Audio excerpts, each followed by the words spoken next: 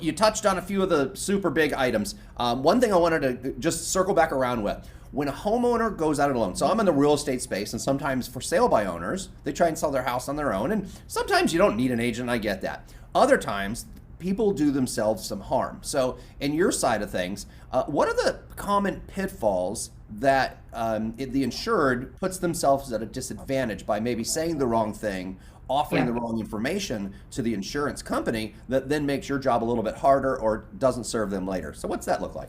So I like to compare it to the reason why people say all the time, like, even if you're innocent, you should have an attorney with you and not speak to the police department. Like it's not the fact that you have anything to hide a lot of times. It's the fact that you may say things that end up getting misconstrued and twisted around and used against you later on.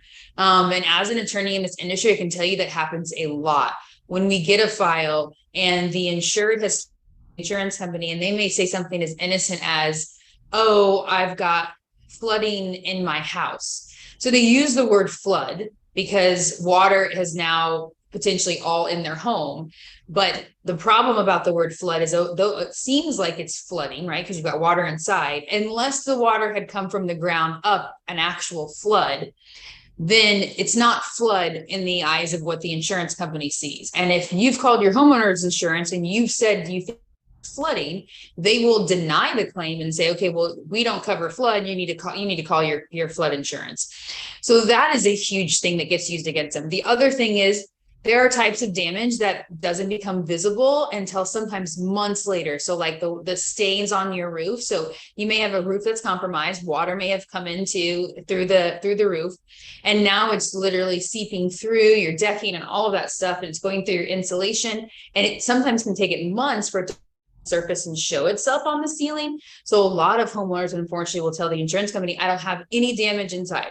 The water didn't come into my house. Like they'll just say that point blank just because they don't see any stains yet. And then months later, when they start to actually get water stains, the insurance company can use it against them by saying, well, you told us you didn't have damage. Now we believe this damage came from something else, not from the hurricane. So those are just some of the common things that are usually where they're being said innocently. But the insurance is using it against them. Or they may look at their roof and go, I don't think my roof's damaged, just because they don't see missing shingles or missing tile pieces. But it could potentially be compromised. So if you didn't have an expert go up there and look at an expert that works for you, then you may potentially lose out on an entire claim.